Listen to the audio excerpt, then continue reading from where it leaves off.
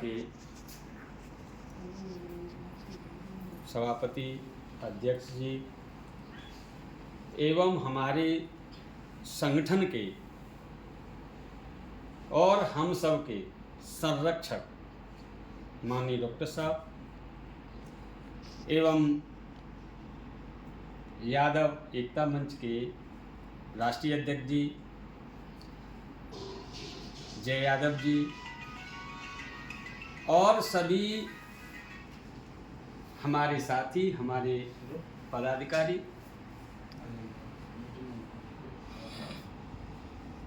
बहुत सारी चर्चा हो गई।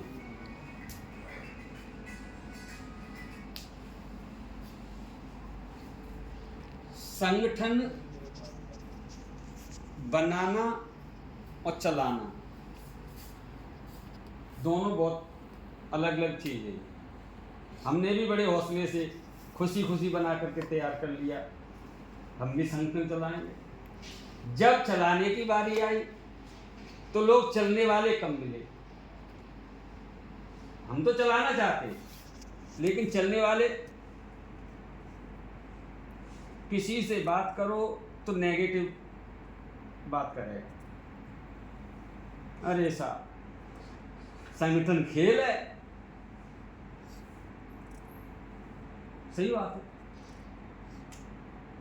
कैसे समझाएं संगठन खेल है कि संगठन को चलाने की हम कोशिश कर रहे हैं, आपको हम अपने में मिलाने की कोशिश कर रहे हैं, आपके सहयोग की कोशिश कर रहे हैं, लेकिन जिसे नहीं मिलना वो बात करेगा। अब होता क्या है, 4 लोगों से हम लोग मिले, 4 लोगों ने नेगेटिव बात कर। अरे यार, संगठन तो बेकार है। जो हमारे बस की बात नहीं। राजनीति से संगठन जो क्या है, अपनी जो मस्ती है, नौकरी कर रहे हैं, बिजनेस कर रहे हैं, हम उसी में खुश हैं।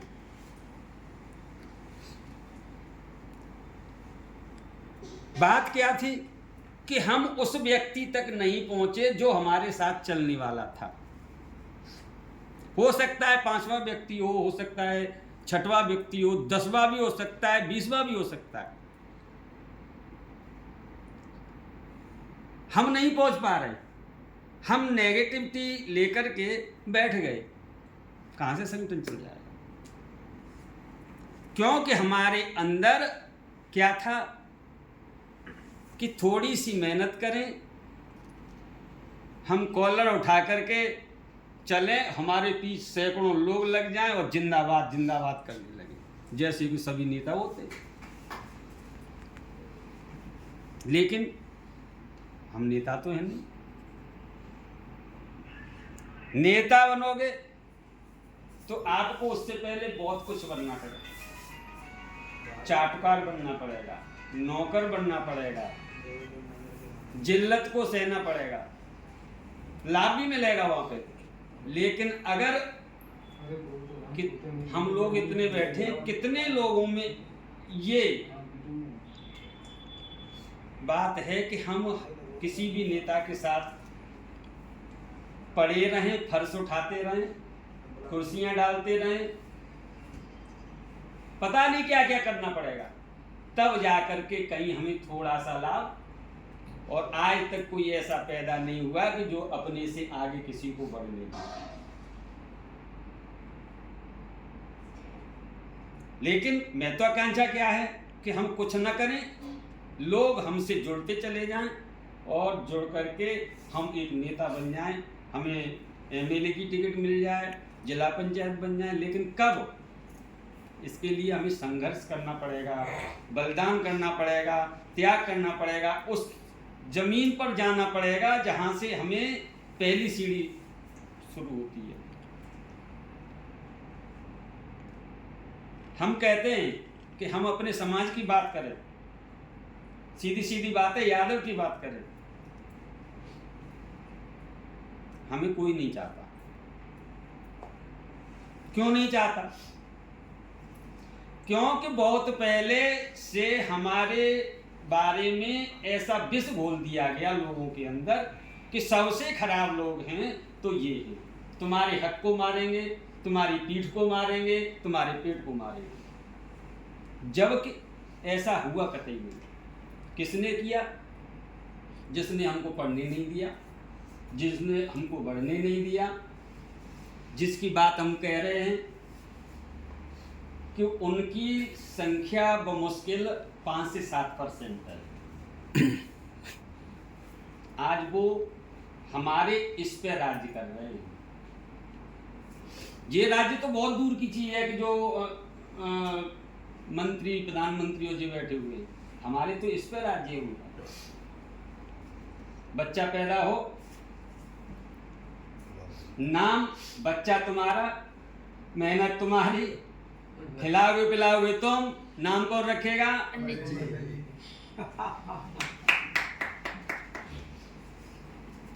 उसके बाद पढ़ाई के लिए कौन था? अगर इस तरह से हमें धुतकारा न गया होता तो कर्ण का बेहाल न हुआ होता, एकलव्य का बेहाल न हुआ होता।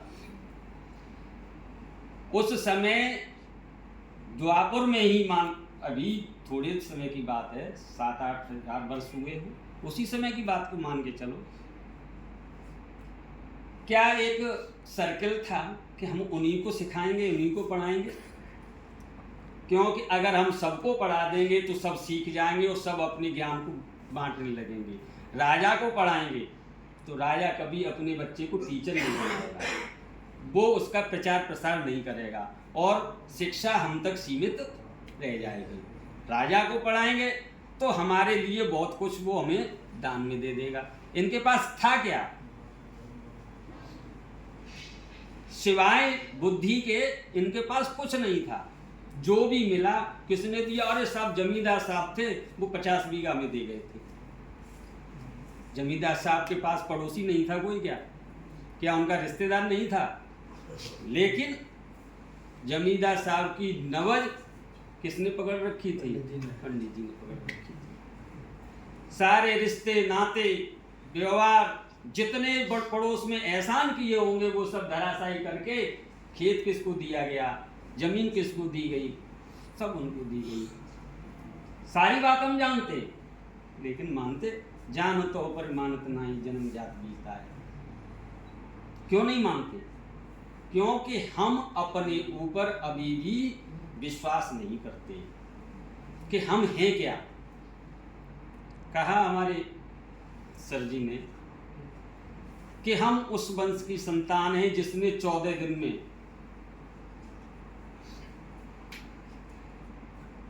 14 कलाओं को सीख लिया। तो हम क्या नहीं सीख सकते? हम क्या नहीं कर सकते जिसने एक उंगली पर इतने बड़े पर्वत को उठा लिया? क्या हम शक्तिवान नहीं है? क्या हमने दूध मट्ठा दही नहीं खाया? हमने जितना खाया है वो जीवन में कभी सोच भी नहीं सकते। लेकिन हमारा पुरुषार्थ गया कहाँ? पुरुषार्थ गया गुलामी में। क्योंकि हम यहाँ से भी गुलाम और यहाँ से भी गुलाम। मानसिक गुलाम जो व्यक्ति हो जाता है फिर उसकी कोई स्थिति नहीं रहती, चाहे वो कितना ही बलवान हो। अगर किसी से एक बार देख लिया जाए कि एक छोटा सा भी एक उस पर वायरल हुआ था, इतना सा एक पहलवान था और बहुत बड़े पहलवान को वो धराशायी करता था, नेपाली। अब इतने तगड़े तगड़े पहलवान जो इंटरनेशनल लेवल के थे उससे लड़ने के लिए तैयार नहीं होते थे कि पता नहीं मेरी इज्जत क्या होगी। जरूरी नहीं है कि एक को पटक दिया, दो को पटक दिया तो सबको पटक लेगा, लेकिन यहाँ से क्या हो गए? कमजोर हो। तो हम दोनों तरह से कमजोर हैं और इस कमजोरी को दूर करने के लिए क्या चाहिए हमें? अकेले एक आदमी चलेगा, 2 आदमी चलेंगे, 4 चलेंगे? सबसे पहले जब हमारा देश स्वतंत्रता की बेड़ियों में झगड़ा हुआ था, किसने सोचा था कि इतनी बड़ी सत्ता से निजात मिल जाएगी? लेकिन किसी ने एक ने विचार किया, विचार ही आया होगा, सीधा लड़ने नहीं निकला, विचार किया, उस विचार को बांटना शुरू कर दिया। अब सब में बांटा होगा, 100 में 99 तो सब ऐसे थे कि रोटियों पे पल रहे थे, उस सरकार से सर नहीं उठा सकते थे। अगर वो 100 के ऊपर गिनती नहीं चलता तो क्या उसे एक व्यक्ति मिलता? नहीं मिलता। धीरे धीरे धीरे धीरे कहाँ 1819 से शुरू हुआ और कहाँ जाकर के इधर 1947 में स्वतंत्रता मिली। कारवां धीरे धीरे बढ़ता है, संगठन भी यही है। ऐसा नहीं है कि हमसे कोई जुड़ेगा नहीं, हम विश्वास दिलाते हैं कि अगर यहाँ से आप मजबूत हो जाएंगे और यहाँ से मजबूत हो जाएंगे और ये मान लेंगे कि हमें और कुछ करना ही नहीं है, केवल हमें विश्वास दिला करके लोगों के साथ चलकर उनको अपने साथ मिलाना है। मिलाना ये नहीं है, विचारधारा, हमारी विचारधारा ये है। पसंद है आप आइए, नहीं पसंद है तो जब पसंद आएगी तब आप आ जाएंगे। ये भी जानते हैं कि किसी को सहयोग करना हो, किसी को लाभ लेना हो तो कोई ऐसा नहीं है कि मना कर दे। कमजोर व्यक्ति है, घर दबा पिछड़ा है, अगर कोई सहयोग करने वाला है तो क्या वो मना करेगा? सब लोग ये भी जानते हैं, और सभी ओबीसी और चाहे एसटी चाहे एससी, सब ये जानते हैं कि हमारी मदद करने वाला है तो कौन है?